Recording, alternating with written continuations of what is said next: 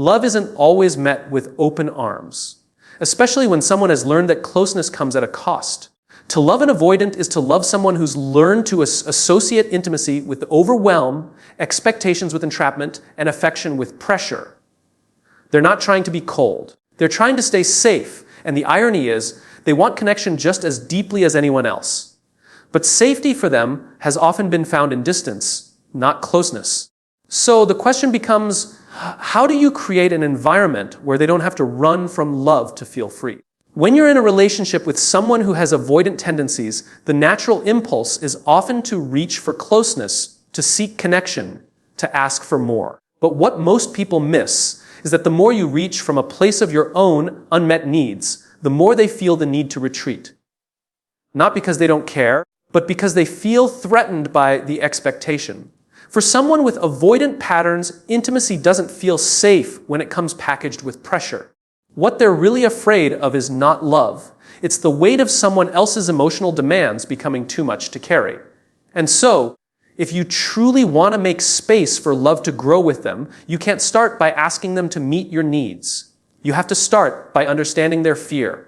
Their fear is rarely about you specifically. It often has roots in childhood or past experiences where emotional closeness meant self-abandonment. They may have been praised for being independent, taught to suppress their feelings, or made to feel that needing others was weak. So now, in adulthood, closeness triggers a survival response. The moment they feel you need too much or move in too quickly, they subconsciously brace for losing themselves again. It's not that they want to be alone forever. It's that they don't know yet how to be close and safe at the same time. That's why showing up for them means you have to become curious about what love feels like from their perspective. What are the moments they start to shut down? When do they feel overwhelmed? What kind of intimacy feels safe versus suffocating? These are not questions you ask out loud right away. These are things you watch for with patience and empathy. You observe when they go quiet. You notice when they flinch at emotional conversations. You pay attention to the subtle cues that say, "I'm not ready to go deeper right now." And instead of reacting with hurt or frustration, you lean into understanding. Because their fear isn't rejection, it's a protective instinct. This doesn't mean your needs don't matter. Of course they do. But timing is everything. When you lead with your needs in a way that disregards their fear, you create a dynamic of pursuit and withdrawal. But when you lead with safety, with presence, with space, you change the rhythm of the relationship. You stop pulling them forward and start becoming the steady place they might one day feel safe enough to walk toward. That requires emotional maturity. It means not personalizing their distance. It means not taking every shutdown as a sign that you're unworthy. It means realizing their defenses aren't designed to hurt you. They're designed to protect them. And the moment you stop trying to fix, change, or pull them out of that shell, and instead focus on creating an atmosphere where they don't feel the need to hide, something shifts. The goal isn't to erase their fear. The goal is to meet it with calm, to show them, over time, that love doesn't have to come with strings, that closeness doesn't have to cost them their autonomy, that your presence isn't a trap. It's an invitation. When they begin to see that you aren't trying to take anything from them, that you aren't trying to mold them into someone more emotionally available, they slowly begin to lower their guard. It won't be instant. It won't always be linear. But if you can start with their fear instead of your unmet needs, you create the possibility for a different kind of intimacy. One that is earned through safety, not urgency. One that honors their nervous system, not just your emotional longing.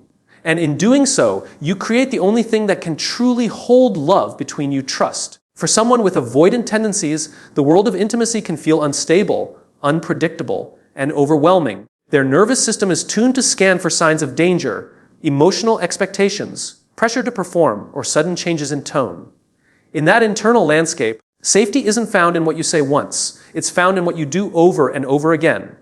Consistency is what tells them, over time, that you're not going to become another person they have to protect themselves from, that you're not going to shift suddenly from warmth to cold, from connection to criticism, from understanding to blame.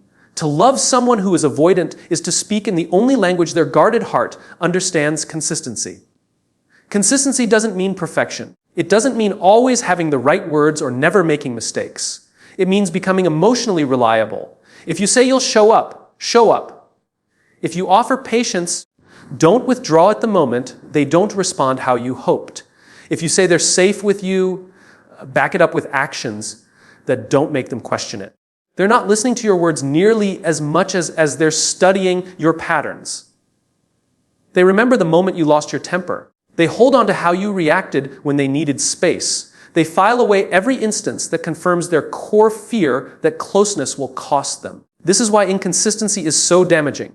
When your love comes in waves, intense connection followed by frustration or withdrawal, it confirms their suspicion that emotions are dangerous. That attachment is unstable. And once that fear is triggered, it's hard to come back from. Even the smallest inconsistency, being warm one day and cold the next, can feel seismic to someone who already believes that people change when you get too close. They've likely spent much of their life managing the emotional expectations of others, so when they detect inconsistency, they brace themselves. And that brace becomes a wall. But when your energy is steady, something else starts to happen. The wall doesn't come down right away, but it stops growing.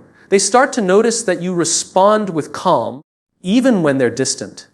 That your love doesn't spike and crash based on their availability.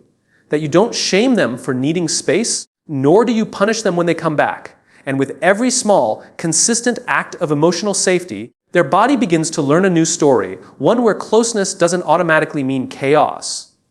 This kind of love is built in the quiet moments.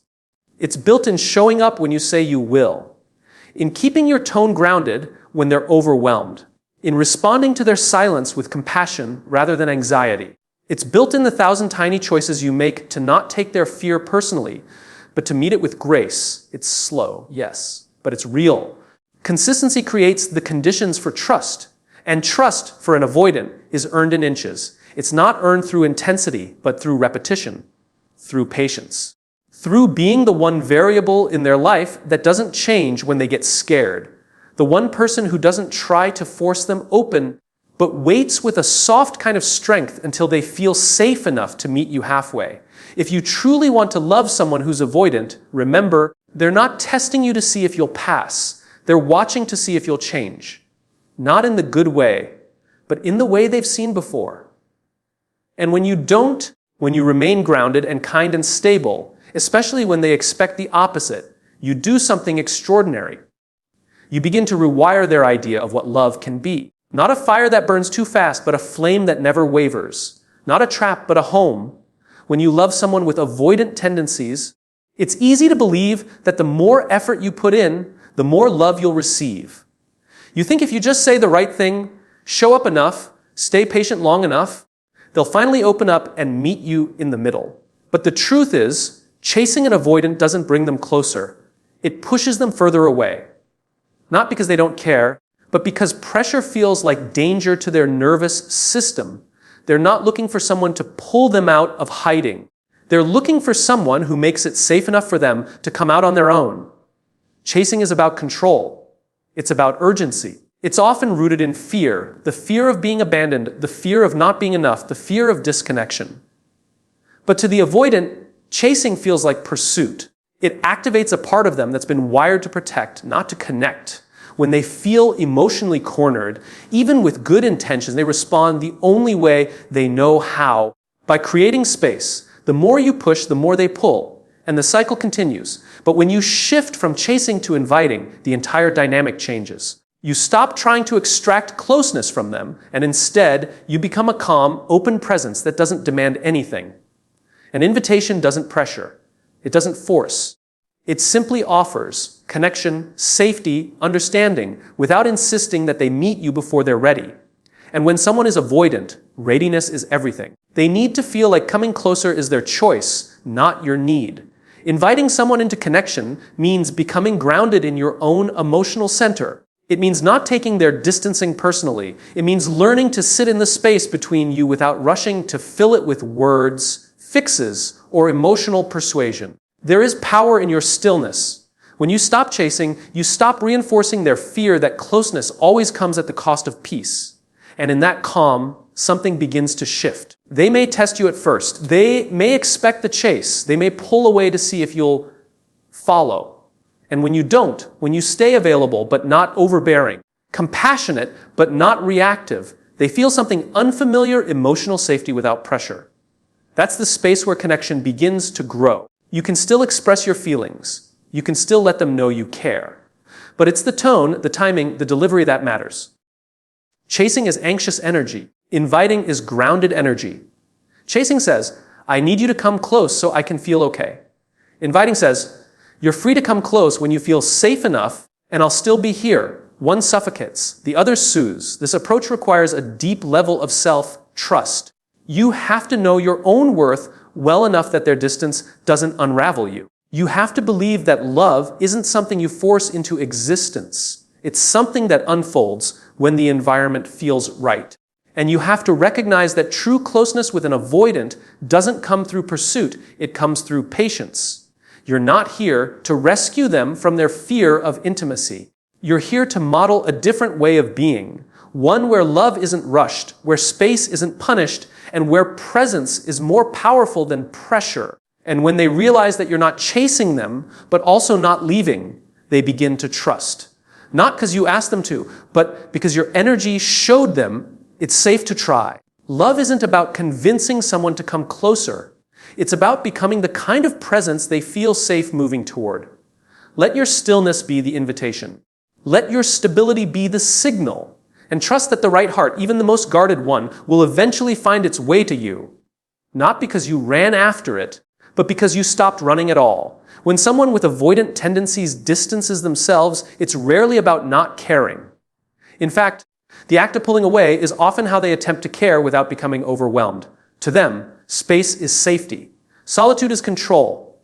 Emotional intensity can feel like drowning, and so they exit, not because they don't love you, but because they're trying to breathe. And in those moments, the way you respond can either confirm their fear that closeness is dangerous, or gently teach them that love doesn't have to cost their autonomy. The healthiest thing you can do isn't to stop them, it's to respect the exit. Respecting the exit doesn't mean you're okay with disconnection. It doesn't mean you don't value intimacy. It simply means you honor their way of coping, even if it doesn't look like yours. It's recognizing that forcing them to stay present when they're emotionally flooded won't lead to intimacy. It will lead to shutdown. It's understanding that their withdrawal isn't always an act of avoidance in the harmful sense, but often an attempt at emotional regulation. And when you stop taking that personally, you start responding in ways that don't escalate their fear. When they walk away, resist the urge to follow. Don't guilt them. Don't beg them to talk, and don't interpret it as abandonment. Instead, ground yourself. Breathe. Hold the space. Let them go, not out of indifference, but out of wisdom. Because here's the paradox: the more you honor their need to leave, the safer it becomes for them to return. If leaving doesn't mean punishment, shame, or emotional backlash, it no longer has to be a permanent escape. It becomes a pause, not an ending. This is where the second half of the equation matters. Celebrate the return. Not with fireworks, not with overwhelming emotion, but with warmth, openness, and quiet welcome. Don't interrogate them. Don't demand explanations. Don't make them work to earn their way back into your presence.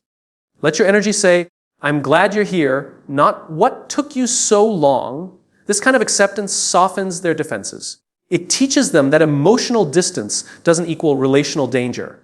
That love is not revoked just because they needed a break. When you create a pattern of respect on both sides of the equation, respecting the exit, celebrating the return, you give them the emotional freedom they've never had before. You build a bridge they feel safe to cross instead of a maze they have to navigate.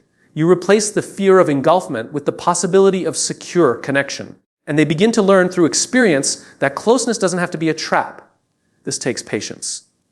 It takes maturity. And most of all, it takes the ability to regulate your own emotions instead of projecting them onto their behavior. Yes, it hurts when someone pulls away. Yes, it's hard not to chase when you just want connection. But your restraint becomes a form of love. A love that says, I won't make you choose between your freedom and this relationship. Over time, if you stay consistent, something begins to shift. The exits become shorter. The returns become more frequent. The space between pulling away and reconnecting begins to shrink. Why? Because now they have proof. Real, lived proof.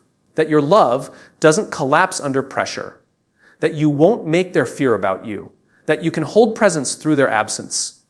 And that kind of love, it's rare, it's healing. It rewires the nervous system in ways no amount of talking ever could. So if you're in this kind of connection, remember this truth. Let them leave when they need to. Not to push them away, but to show them you don't have to hold on too tightly to stay close. And when they come back, don't make them pay for the space they took. Just meet them at the door with softness, with steadiness, and with love that doesn't flinch. Vulnerability cannot be demanded. It must be invited.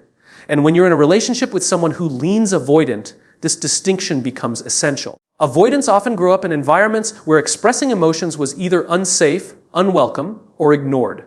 Over time, they learn to internalize, detach, and rely on themselves. Vulnerability, to them, isn't intimacy, it's exposure, and exposure feels dangerous. So when a partner tries to pull vulnerability out of them too quickly, even with the best of intentions, it doesn't feel like connection. It feels like pressure. That pressure triggers withdrawal, not openness. This is where many people misunderstand the avoidant dynamic. They think that if they just share deeply, openly, and authentically, the other person will be inspired to do the same. But for someone whose instinct is to protect themselves, vulnerability isn't contagious in the traditional sense. They don't mirror what they're not ready to feel. So instead of demanding vulnerability from them, through questions, expectations, or emotional confrontations, the healthier approach is to lead with your own. Leading with vulnerability means modeling the kind of emotional transparency you want without needing them to immediately match it. It's sharing your feelings from a grounded place, not an anxious one. It's saying, this is how I experience this, rather than, you need to talk to me about your feelings right now. It's offering a soft truth about yourself with no strings attached. Vulnerability, when done well, is not a transaction. It's a gift. And when you give it freely, you create an environment where it's safe for them to give in return. On their terms, in their time. The trap many fall into is mistaking vulnerability for performance. They overshare, then wait. They open up, then scan for a reaction. But vulnerability that comes with an expectation attached feels manipulative to someone who's avoidant. It confirms their fear that closeness always comes with a price. So even if you're leading with your emotions, if you're also demanding theirs, it won't feel safe. It'll feel like pressure disguised as intimacy. The key is to let vulnerability land without needing an immediate response. Share what's true for you and then leave space. Don't rush in to fill the silence. Don't interpret their stillness as rejection. Often, they are processing. Often, they are feeling more than they're letting on. They just don't know how to translate that into words yet. And your ability to hold space without rushing that process is what teaches them that vulnerability doesn't have to be a battlefield. As they begin to trust your emotional consistency, something subtle starts to shift.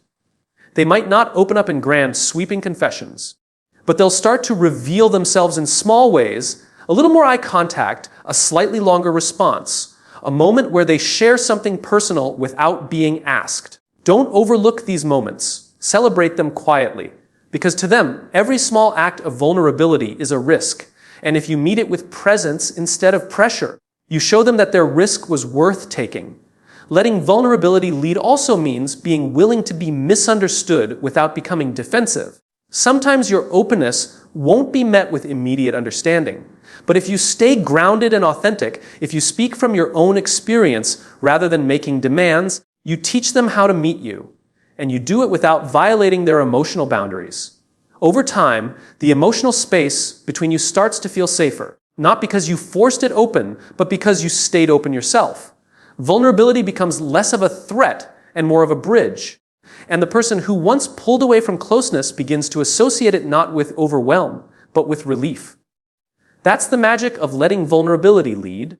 You stop trying to extract honesty and start becoming the place where honesty feels possible. You stop chasing connection and become someone it's safe to connect with. And in a world that often demands performance, that kind of presence is the rarest kind of love. Safety isn't something you can convince someone of with words. You can't simply say, "You're safe with me," and expect their walls to come down, especially not with someone who's learned through experience that words are often empty. That promises are often broken, and that love sometimes hurts more than it heals. For a person with avoidant tendencies, emotional safety isn't a theory they can be talked into. It's something they need to feel over and over again in your presence, your tone, your energy, and your choices. The avoidant doesn't distrust because they want to. They distrust because they've had to. Somewhere along the way, they learned that needing others wasn't safe. That vulnerability led to disappointment, and that emotional closeness came with conditions. Their nervous system is wired for protection, not connection. So when someone comes close, even with love, their internal alarm doesn't care how beautiful the words sound. It looks for proof in action. That proof is built slowly through repeated moments of reliability. It's in the way you respond when they're distant. It's in how you hold their silence without demanding explanations. It's in the steadiness of your presence, especially when they expect you to leave. Safety is felt in the pauses between your words. It's felt in your ability to listen without fixing. It's felt in your patience when they can't meet you emotionally right away. And most importantly, it's felt when you love them without trying to change them. When someone doesn't feel safe, they don't know how to show up fully. They might seem cold, disconnected, or emotionally unavailable. But often, they're just scanning for danger, waiting to see if your love will become conditional the moment they show a part of themselves that's messy, unsure, or scared. And if you're only offering safety with your words, but your energy shifts with their every move, they won't trust it. Because to them, emotional inconsistency feels like instability. And instability feels like a trap. Safety, in its truest form, comes from emotional regulation. It's the energy you carry, not just the promises you make. It's how you show up when they push you away. Do you panic, or do you stay grounded? Do you guilt them, or do you let them have the space they need without making it about you?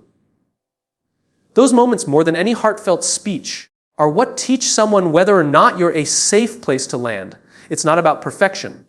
You're human, and they are too. But emotional safety doesn't require you to always get it right.